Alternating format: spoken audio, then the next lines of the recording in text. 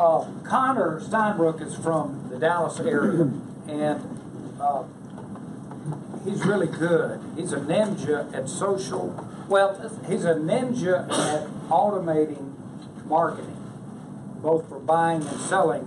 And he's going to talk about how he uses social media. Oh, and he's going to be a speaker at the Mississippi Affordable Housing Summit in about 5 weeks here in town. Type in MississippiAffordableHousingSummit.com if you want to come, and we'll have about 100 people there, and he's going to have 2 presentations on using social media. Tom came to our last one. He won't be at this one, I don't think, but we've got about 7 or 8 speakers that are coming in from around the United States, along with a national insurance company that insures 95,000 properties in the United States. You think that's a lot? And I found that they're a third less than any other insurance company that I have found. NREG, National Real Estate Insurance Group out of Kansas City. We also have a national loan servicer, so if you're creating notes that you need somebody to service, we got the compliance officer that knows everything about Dodd-Frank, everything about loan servicing. So we got a lot of added value coming to town, and it's a lot easier to come to a local event than it is get on the plane like these guys did. Connor, hit it. All right.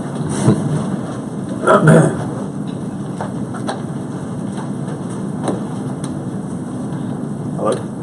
Am I on? Can y'all hear me? Yeah, it's not amplified. It's just for recording. Oh, okay. All right, so my name is Connor Steinberg from Dallas, Texas. Talk about social media. How many of y'all have used social media to either raise money with private lender or get a deal? Very good, right? So I'm going to go through and talk about a few things here. But first off, let me introduce myself. I'm from Dallas, Texas. From 2003, 2011, I was one of the top online poker players in the world. I went off to school, and my hobby became my profession. And if you played online poker, you know what happened in 2011? The United States government shut down the websites. And overnight, I lost everything. I had to start completely over. I went out into the insurance world. Didn't quite much like that, and I found my way into real estate. And as you know, it can be risky when you jump into real estate business. I was told I could wholesale houses for little or no money, right? And quickly I realized it cost money for marketing. And I made every mistake in the book. I ended up $65,000 in debt, didn't know what I was going to do, and I basically used the internet and social media to build my business. So I talked about a joint venture virtual wholesaling strategy. Essentially what we're doing is a double assignment. I was here, I guess it was earlier this year, and talked about this here. So then essentially what I did was I used social media and the internet to build a free buyers list, and I connected individuals who had deals for sale online to those buyers. So when I ran out of money for marketing, I ran out of money to even drive around to look at these leads. I couldn't even contract a house because I didn't have money for earnest money or option money. How could I do a deal, right? So in a co-wholesale or a double assignment, that front-end wholesaler has already gone out there. They spent their money marketing. Right now, my market, it cost me over $3,000 to actually acquire a contract that we buy that property. So if you don't have $3,000, how are you going to get a deal? So there's other wholesalers out there, and what do they do when they start their business? They spend all their time looking for deals and not buyers. And they contract the house and say, oh, there's 2 parts of this business. I have to sell the house to make money. And that's when you come in. So I connect these individuals to my buyers list, and that's how I built my business out of debt. And I went back into regular wholesaling and flipping houses and keeping rentals and notes, selling partial notes, and that's kind of how I came across Walter. And so what I want to talk about here today specifically is, if y'all are not doing social media in your business, you're missing one of the biggest opportunities in your lifetime, right? We're living through history right now. This is still very new, even though it seems like it's been around a while. 50 years from now, if you look back at this moment we're living through, it's going to be one of the biggest shifts in the way information is transferred on the planet, right? So let's look at how content and information is delivered. So we're all business owners, business professionals. We cannot do business unless we communicate. Everything is sales and communication. And so if we can't get our message out to someone, say, I want to buy your house, and our consumer never sees that, how are we ever going to buy a house, right? And so if you look back in the beginning of days, everything was transferred by word of mouth. And then we learned to read and write, right? And then we started writing letters, and then the Pony Express came, and then the invention of the radio. When the radio came out, it changed everything, because now we could get inside someone's house instantaneously from different parts of the world, and it completely changed the way the world was done. It became more efficient. And then what came next? Television, right? And so if you had a radio and a television in your living room right now, what would you watch? You're going to watch the television, right? The reason why is because it's got more sensory overload. So let's look at like a baseball game. You can read about that baseball game in a newspaper, you can watch it on TV, or you can go to that game physically. You know, so when you're at the game, you can hear the sound of the bat, you can smell the popcorn, you can see the people cheering. So the more vivid the experience, the easier it is to get that message across. So then we came out with the personal computer, and then what happened after that? Well, we came out with the personal computer, then we had iPods and cell phones, and then the social media revolution happened. And so what's going on right now, you've seen this with both of the past presidential elections. Obama won the election using social media, and so did Trump, right? They bypassed the central media. So it's no longer do people feel they have to go on TV to be told what they want to hear. People are seeking the information they want. For example, you don't have to watch what they're putting on TV as far as shows. You can go on YouTube, type in whatever you want. If you want to go look at a video of a dancing cat, right, it's going to come up. You don't have to sit there and wait for shows to produce the content that you want to see. And so, On demand. On demand, right. It's just the world's changing, right? And so it's no longer NBC, CNN, ABC, Fox News, right? It's Instagram, Twitter, YouTube, Facebook. This is the future. If you are not on social media, you're missing the biggest opportunity of your life. There's no way to generate a larger volume of leads for a lower cost. It doesn't exist. I'll give some case studies here in a second. But first off, let's talk about how social media works, right? So you can either create an audience or you can buy your audience, right? So it's kind of like pay-per-click ads versus SEO. Any of y'all do internet marketing with Investor Care for y'all's websites? None of y'all? Brandon? Y'all have websites? Mostly not. Okay, let's talk on this real quick. Guys, if you don't have a website, how do you expect to compete when other people are trying to compete in your marketplace? So you don't need a website for generation of leads, but you absolutely have to have a website for credibility purposes. Like, all the time I get leads and deals where I'm not the only one at the house, right? My market's incredibly competitive. We have the lowest inventory market that we've ever had. So if I go offer 100,000, she offers 100,000, she offers 100,000, that homeowner's going to say, let me think about it. We're all going to go home. She's going to research all of us. She's not going to find her because she has no website, or her. She's going to see I have a podcast, YouTube channels, testimonials all online, multiple websites. Who do you think they're going to go with? Right? So you don't need to generate leads with your websites, but you have to have some type of at least a one-page squeeze page for credibility purposes to show you're a real company. But so let's talk about back to the creation, or so like what I was getting at was SEO, search engine optimization. You need to figure out how Google ranks and uses their variables. It's over 120 different things that they look at. Domain authority, backlink citations to rank a website, or you can just simply jump the line. If you don't want to learn SEO, you can just break out your credit card and pay for pay-per-click ads, right? We buy houses Jackson. I don't know if any of y'all are running pay-per-click ads, but this is a market where y'all can probably do it cost effectively because in Dallas, it's gotten bid up so high. So it's on a bidding process, right? So she's willing to pay $30 an ad, she's willing to pay $31, she's willing to pay $32, she's going to buy her position in front. So it's like going to the state fair, getting stuck at the back of the line and saying, I don't want to wait, I'm going to buy my way to the front. Now, when it comes to social media, you can run paid Facebook ads, paid YouTube ads, you can run paid ads on pretty much any site that has a database. I mean, we even run paid ads sometimes on dating sites, right? Because any website or online company that's tracking data, when you sign up for them, you put in your age, your sex, your income, all this information. They're tracking that so they can sell it to marketers later, right? That's what they're doing. And they want to know who's on their site. So you can either pay for these ads, but what I do is I create the audience. So I own the audience. So let's look at like borrowing versus controlling versus owning an audience. So right now I'm borrowing y'all's audience. I don't own y'all's audience. I don't control this audience. I'm here because someone else built this audience, right? It's the same thing as me going on another person's podcast. I can go on a podcast and get in front of that audience and borrow the audience. Or I can own the audience, meaning I can create my own YouTube channel or my own podcast, drive leads to using the free videos to a website squeeze page, capture that information, and now I have their email and their phone number. Just like Tom was talking about texting marketing people, now I own that audience. I have an acquisition cost to get it one time, and I can market to them forever, whether I'm trying to fill an event or sell a product or raise money. So it's a big difference. And here's the difference, right? So it's going to take more startup time, it's going to take more effort, but you can literally pull a phone out of your pocket, and if you speak the right words into it, and people want to watch what you're saying, you can build your own audience. And so if I was to pay ads for like a paid Facebook ad for the type of leads I'm generating, I'm going to pay between 25 and 30 cents for that lead right now. Some of y'all in here come up to me already and said you watch my YouTube channel. Because of what I've done with the podcast and the YouTube channel, I get leads for less than a penny. Think about that, right? A 30th of cost of what y'all would have to pay. So yeah, you're going to have to put some time in there. Yeah, you're going to have to create the audience. But now, my audience is built and it grows organically. Right now, while y'all are listening to me talk, people are watching my videos right now. Literally right now. We get thousands of views a day across all the different mediums that we post on. If y'all are not on video, you're missing incredible opportunity. Video is the most powerful form of medium right now. It's just like we talked about, radio versus television. It's why you do a live event. It's the same thing as getting on camera. So y'all need to be doing some type of video marketing, right? So even when we do emails, email marketing now, we use a program called BombBomb. And this is how we do video email. You can't just be sending these long emails like this long and expect someone to read through it to the bottom and click a link. That's just crazy, right? Who's got that much time? Nobody's going to do that.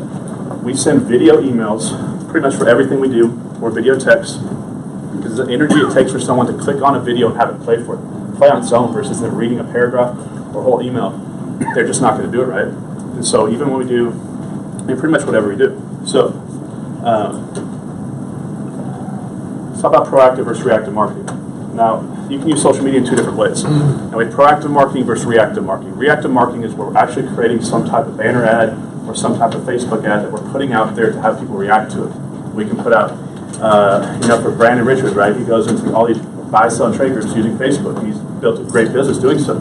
He's putting ads in there for people to react to, saying we buy houses or whatever he's saying. Now, you can also proactively use social media. You can go into those groups and look for someone who has a wholesale deal for sale, right? You can, when you understand virtual wholesaling, you can go into these markets, and different markets outside your area that don't have as much competition, build a buyer's list for free using the internet, go back in and reverse engineer county records or whatever you're going to do, or you can just simply join our buyer's list and put a squeeze page link, right? So that's one of the ways when I was building my wholesaling business, I would go into all these Facebook groups, other different groups, and I'd put a squeeze page link that would send people to a one-page opt-in form that would send those leads through that system back into an email capture service like MailChimp or Aweber. Tell me what that squeeze page is again. What is it? So squeeze page, guys, is like, if y'all have all been on them, they're little landing pages, a one-page landing page that says email, phone number. So how many of y'all have gotten like a no cost plus shipping something like for like supplements or, this is in every industry, right? So so for example, here's what we do. I run the paid ads on my YouTube channel. The free videos on the YouTube channel, the free podcasts. But people come there and then they go to investorarmy.com and they opt into the email squeeze page, right? Now we're capturing that data. And while they're on there, we put up our home study courses. We got virtual wholesaling course and a flipping course. And now we can create a database of emails that if I want to hold a boot camp, or if I want to say one of y'all created a product that you're really proud of, like say Jay created something on how to do tax leads, right? He can bring that product to me, and because I've built up thousands and thousands of people on this list, he can say, hey, I want you to affiliate market with me. I can send that email out to my list, and every time I click an email now, it can be anywhere from $2,000 to $10,000, depending on how big the affiliate sale is and what they're selling, right? So it's incredibly valuable. It's just the same thing as I learned the power of building lists early on when I was a wholesaler. So if you aren't building lists with whatever you're doing, lenders, buyers, whatever you're doing, guys, you need to get in the process and the habit of building these lists, right? It's incredibly powerful. Here's like a case study from yesterday, right? So, so how my business runs, I have an acquisition company in Dallas. I also have Investor Army, that's our training and consulting company. I have a virtual assistant company that can help y'all get virtual assistants. And then also I've got I'm building a realtor team, and we had a call from a podcast that we did. They called in basically, said, I saw your podcast and they're interested in coming on our team. This stuff happens every single day. I bring people on the show. Scott Brown came on the show. He had like 6 people sign up for his business, for his lending program. So it's incredibly powerful. You offer, I grew up in social media and podcasting all in the same thing, right? So how many of y'all have a podcast in here? None of y'all? Is that a problem? Right? Y'all need to have some type of public presence. You got to get out there and distinguish yourself. And I know, especially for a lot of the older generation, I hear all the time, they're like, well, maybe my kids will do it for me, or, like they have an issue with their computer and they're like, well, my grandkids help with that. Guys, this is not going anywhere. Social media is just getting stronger and stronger. If you're not going to take the time to learn this, how are you going to stay competitive when everybody else is, right? Because your competition is. They're going to learn this, and they're going to get the leads that you want. Direct mails, like he's talking about, direct mails getting tougher and tougher to generate leads. We're doing a lot of internet marketing, cold calling, squeeze pages. creating funnels, right? Do y'all understand what a funnel is? Tell us. So like we do sales funnels where, so this is more on the internet marketing side of things instead of real estate. So we create what's called a value ladder. So we have low price point products all the way up to high-end coaching. And we can send people into a funnel, drive them through videos, drive them through blogs, send them to a funnel landing page, and because of their response, so if I had a graph to graph it out, if they say, yes, I want to buy this product, the next funnel page comes up an upsell, right, to the next product. Well, if you want our other homestay course too, we'll give you both for a discount, right? But if they don't want it, say they came in and were looking at a $500 product, and they don't want to buy that $500 product, the next page is a downsell to a lesser product, right? Okay, well, if you don't want to get our $999 product, we have a $99 a month membership site that you can go to, right? Where we can funnel them to, so you can create all sorts of different funnels. We use ClickFunnels to do this. And, you can even funnel them to other people's websites. So y'all don't even need to have your own product. If y'all understand how to use funnels and how to understand using social media marketing to generate leads, you can sell someone else's product. I mean, there's people making millions of dollars a year using, what is it, like Shopify. Like, you can go to an Asian wholesaler that sells some $2 product there, create a landing page, run paid ads on social media, sell it for $20 here. When the order comes in, it sends an automatic payment to buy that product from the wholesaler there. You never have to pay for inventory, right? It's the elimination of brick and mortar. Everything I'm doing is to get rid of the brick and mortar process. And so you can literally ship a product from overseas that you never had to buy, you never had to inventory, and use your customers' cash to buy that product and create. Well, Amazon does that. I mean, yeah, most of these big companies do. Yeah, people in this group that do that. Right.